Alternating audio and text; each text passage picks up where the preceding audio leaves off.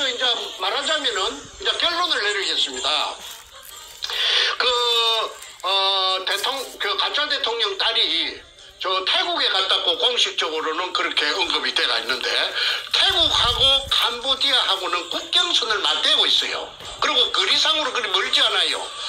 자동차로 충분히 왔다리 갔다리 할 수 있는 데예요. 자, 그렇다면은 캄보디아의 금이 처분돼 가지고 태국 방콕에 저장돼 갖고 있을 수도 있습니다.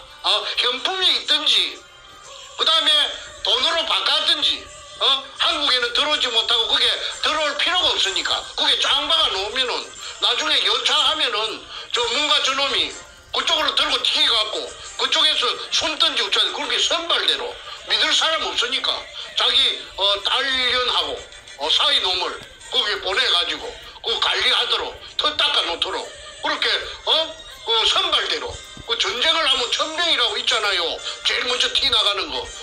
그 천병 역할로서 아마 보냈다고 딴 사람은 몰라도 저는 압니다. 그래서 그로서는 못질한 그 판자 뚜껑을 열기가 어려웠습니다. 맨날 시행착오를 되풀이하고 또 가다가 보면 해결될 듯 하면서 또 장애물이 나타나고 또 무산되고 해서 수없는 시행착오를 반복했죠.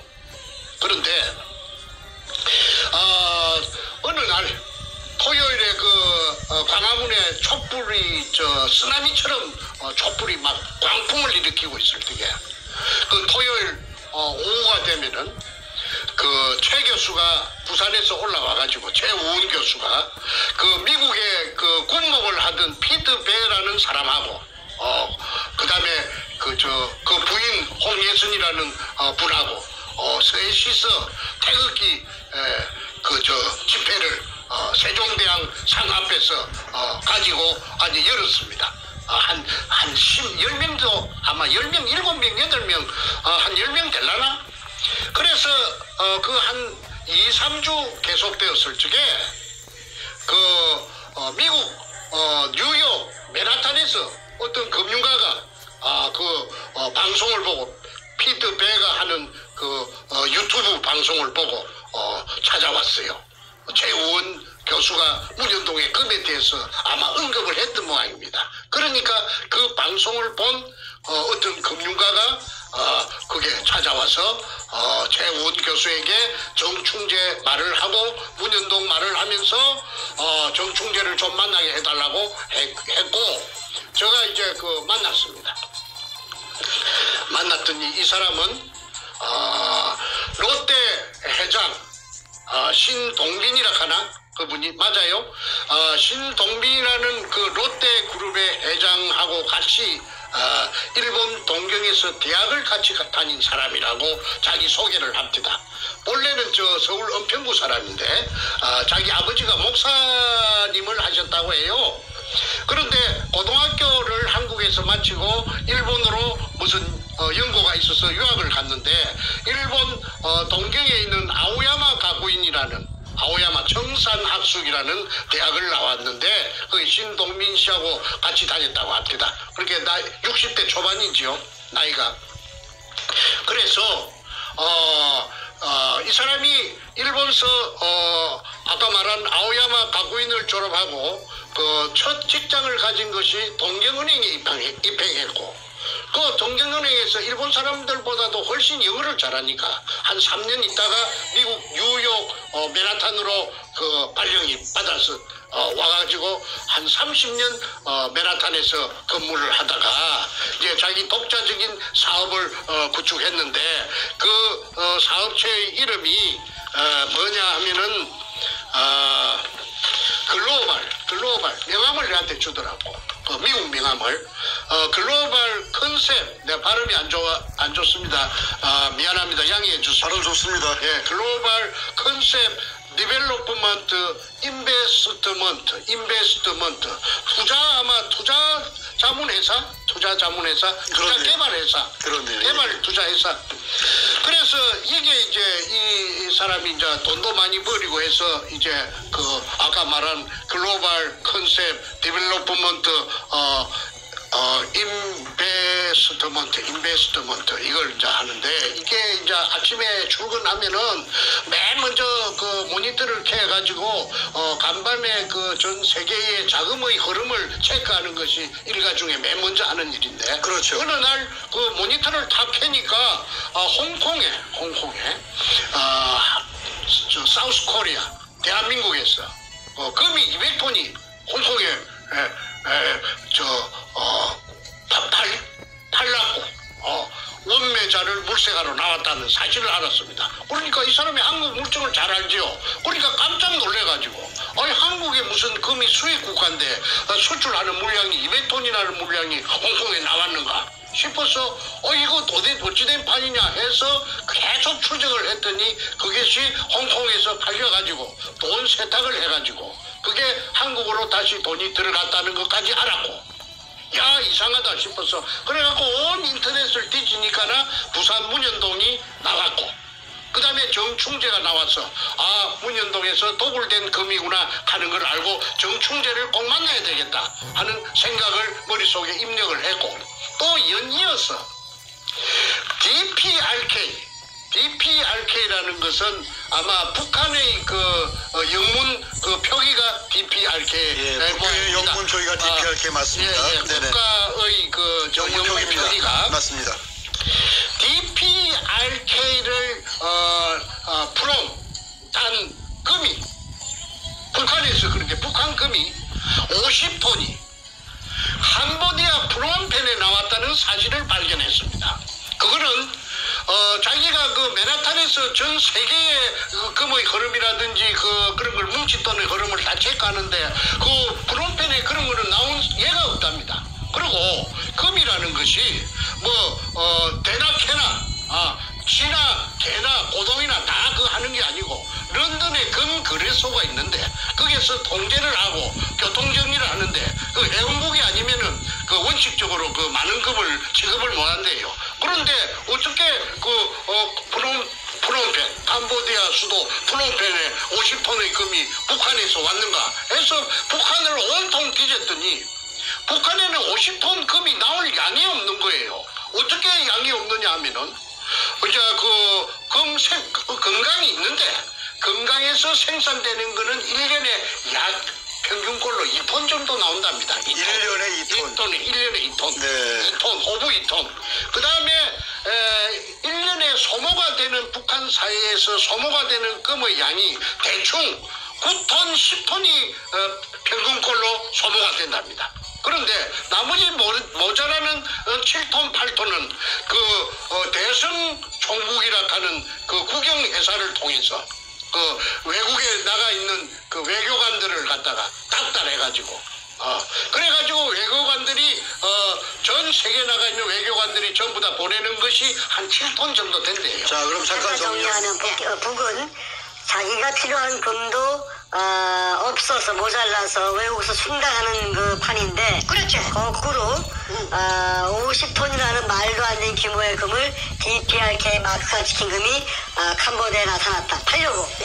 그래서 이제 그 사람 머릿속에 캐션 마크가 드니까나 이 사람이 부산 문현동 금은 알았고 왜 그러냐면 내가 인터넷에 전부 다 올려놨으니까. 그렇죠.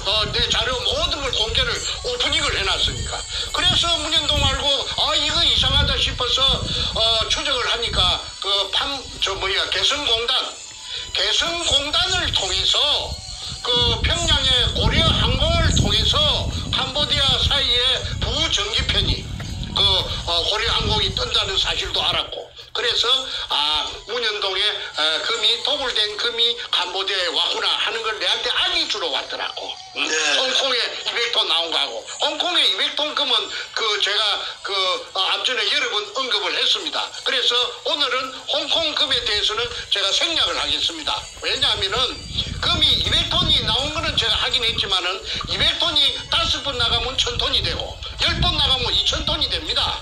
그런데 국정원이 아니면 그 금을 갖고 나갈 수가 없죠. 그 많은 금을 갖다가 어떻게 홍콩에 갖고 갑니까? 홍콩에는 수출 수입 자유지역이 돼서 족보 없는 금이라도 예를 들어 도둑금이라도 얼마든지 돈으로 바꿀 수가 있는 데가 세계에서 유일하게 홍콩뿐이랍니다. 그런데 홍콩에 200톤 나온 거는 제가 여러 번 언급했고 그 다음에 50톤이 나온 것이 부산 문현동에서 도굴된 금이라고 하는 것을 뉴욕에서 마레탄에서 온 그 제이슨 김이라는 신사가 내보다는 나이가 어리지 젠틀맨이더라고. 그 사람이 그 최 교수도 최우은 교수랑 그 피트 배랑 있는 데서 한참 한 5-6차례 만나서 얘기를 갖다가 하고 미국으로 돌아갔습니다. 그래서 그때 내가 처음으로 이 금이 이제 별짓을 다 하구나. 별짓을 다 하구나. 뭔가 저놈이 캄보디아 금이 팔리는가 안 팔리는가 그거는 나는 몰라요. 그런데 방금 그 뉴욕의 그 제이슨 김을 통해서 내가 들었고요. 그 다음에 2017년 그 사기 부정선거를 통해서 당선된 가짜 대통령이 취임하고 나서 그러니까 5월 달에 당선됐는데 그게 7월 달이죠. 7월 달. 조금 봅시다. 7월 8월에 2017년 7월 8월 달에 금 수입량이 10배로 폭증합니다. 갑자기. 어느 나라가요?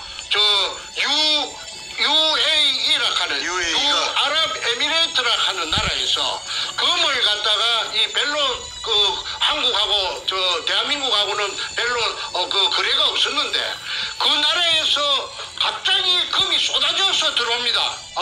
수입량의 10배가 들어옵니다.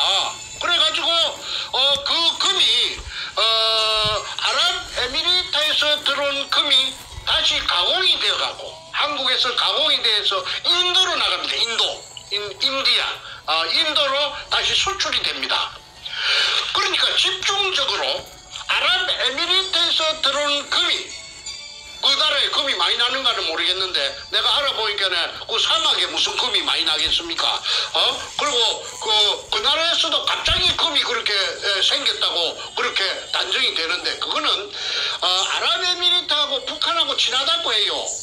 그러면은 북한에서 부산 문현동의 금이 판문점을 통해서 살짝 북한으로 갔고 북한에서 비행기로 실어가지고 아랍에미리트로 가갖고 세탁을 해갖고 그래갖고 다시 대한민국으로 들어가지고 그 다음에 가공이 돼갖고 인도로 수출이 되었다고 밖에 그렇게 생각이 안 됩니다. 그 다음에 거기 지난번에 임종석이라는 비서실장이 희한한 핑계를 갖고 또는 핑계도 되지 않은 핑계를 대가지고 아랍에미리트에 가고 또 아랍에미리트에서 왕자가 오고 무엇이 난리를 치기 싸서 저게 무엇인고 나는 그때는 그런 이러한 사실을 전혀 몰랐어요.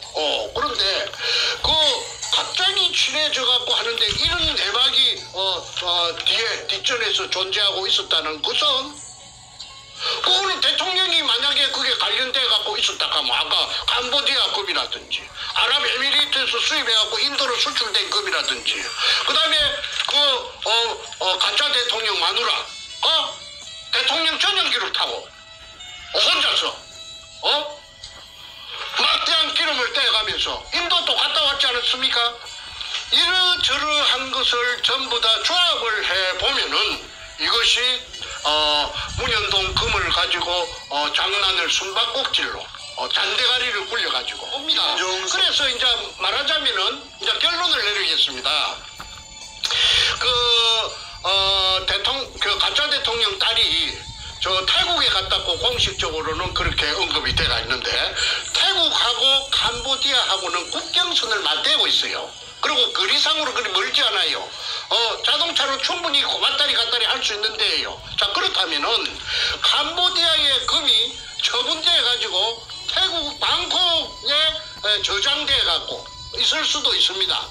현품이 있든지 그 다음에 돈으로 바꿨든지 한국에는 들어오지 못하고 그게 들어올 필요가 없으니까 그게 짱 박아 놓으면은 나중에 여차하면은 뭔가 저놈이 그쪽으로 들고 튀겨갖고 그쪽에서 숨든지 어쩌든지 그렇게 선발대로 믿을 사람 없으니까 자기 딸년하고 사이놈을 거기에 보내가지고 그 관리하도록 터 닦아 놓도록 그렇게 그 선발대로 그 전쟁을 하면 천병이라고 있잖아요. 제일 먼저 티 나가는 거.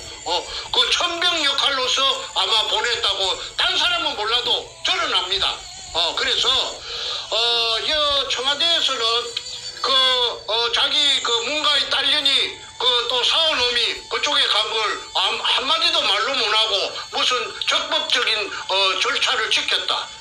그 다음에 아무 위법이 없었다. 그런 씨나라 까먹는 소리를 하는데 귀신 씨나라 까먹는 소리밖에 더 됩니까? 그러니까 유도되지 못하는 것이 국민들이 볼 때는 답답하고 왜 저러는가 할 수도 있지. 그런데 후진나라로 보통 안 갈락하거든. 왜 그러느냐 하면은 후진나라에 가면은 치안이라든지 여러 가지가 불편해요. 우리 한국은 말이죠. 굉장히 인프라가 잘 돼가지고 선진국이에요. 내 미국에 보니까 이 나라는 대한민국은 말이죠. 엄청나게 발전된 나라예요. 그래서 이 발전된 나라에 앱이 잘 맞는 주택에 돈을 풍덩풍덩 돈 속에서 헤엄을 치다가 금 속에서 헤엄을 치다가 이제 그렇게 천년만년 은도끼야 금도끼야 개수나무 지어서 천년만년 살고 지고 하려고 하면은 딸하고 사이가 백수니까 그거 가서 무기 관리해야 될 거 아닙니까? 그거 제일 믿을 수 있는데 그래서 이거는 당연하게 국정조사해야 된다. 청문회해야 된다. 그러면은 제가 정인으로 전 국민이 보는 데서 제가 비행기 타고 한국에 가겠습니다. 가서 아까 제이슨 김도 내가 불러들여가지고 하고 전부 다 관련된 사람들하고 그 다음에 부산 문현동에 의뢰공장이 있으면은 금독을 한 거 요걸 있는 거 다 맞습니다. 그런데 그걸 지금 점령하고 지금 복공 철판을 덮어가고 사람들 안 볼 때는 싹 그자마 포크레인이 취하고 독을 하고 오토메이션 떼갖고 직경 3m짜리 지하로 통일하고 그 다음에 지붕 따까리 그 밑에 있어요. 내가 다 거기에 증거를 사진을 18카드 갖고 있어요. 그래서 대한민국 생기고 유사일에 한반도 땅덩어리 생기고 유사일에 가장 세계적으로 큰 인디애나 존스는 그 소설입니다. 허구입니다. 이거는 부산문현동 금도구는 실제입니다. 실제. 그리고 지금 이제 나타날 거 다 나타났잖아요. 전부 다 나타났죠.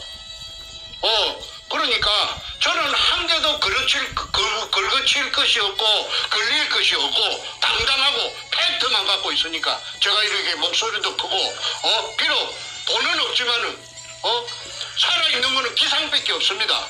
그럼 만약에 내가 죄를 지었다면은 목소리가 이리 클 수가 있나요?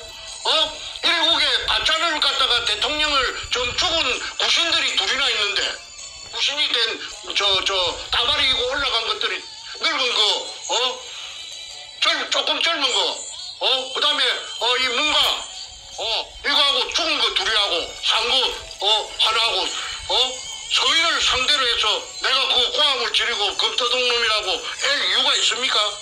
내가 바보가 아닌데. 그래서 이제는 국민들의 관심을 가지고 국민들의 이목을 총 집중해가지고 부산 문현동에 진짜 의뢰공장이 있는가? 백주름이가 유가족에게 선물로 공개하겠다고 공약한 선부자 방송, 영우 방송을 통해서 공약한 저게는 왜 실천 안 하는가? 이걸 따져보고 그 다음에 기업 지붕 밑에 HB 갖고 지은 지붕 땅깔이 있는 그 지붕 밑에 포크레인 갖고 치아갖고 복공 철판 두고 의뢰공장으로 내려가는 출입국 공개적으로 검증하자. 그렇지 않으면은 그것도 사유지라고 못한다 하면은 지금 그게 아파트가 공사가 벌어져갖고 동양 고속 건설에서 1군이더라고 1군 하는데 그게 지하실 공사하고 있는데 거기서 군용을 하나 떨궈보자. 방송사 기자들 보는 데서 오늘 할 말은 많으나 저도 딸을 키웁니다만은 딸이 저도 하나 있습니다. 이 딸이 젊은 딸이 사이가 후진국 한참 후진국 자청에서 선진국이 아니고 선진국도 쎄고 쎘는데 그 동남아로 간 이유는 문현동 금을 갖다가 꼬불지 나왔던 저 지키러 갔다. 제가 장담합니다. 아니면 저는 저 묵사발이 되니까 저는 묵사발이 될 말은 안 합니다. 지금까지 한 번도 저 팩트를 벗어난 적이 없습니다. 책을 제가 단행본을 8권 써도 저 한 번도 저 피라 사건에 휘말리거나 거짓말을 해가지고 들통난 적이 없습니다. 자신 없으면 말하지 않습니다. 저 어쨌든 문현동에 그 의뢰공장에 그 진실이 나타나려고 하면은 국민적인 관심을 전복시켜 가지고 초점을 모아야 된다고 다시 한번 강조 드립니다. 그리고 하나 체코 프라하 같은 것도 그거하고 상관이 있다. 도굴금의 처리하고 상관이 있다. 그거는 나중에 국정조사하면은 특별검사가 붙든지 하면은 다 찾아낼 수 있다. 는 말을 끝으로 이만 줄이겠습니다.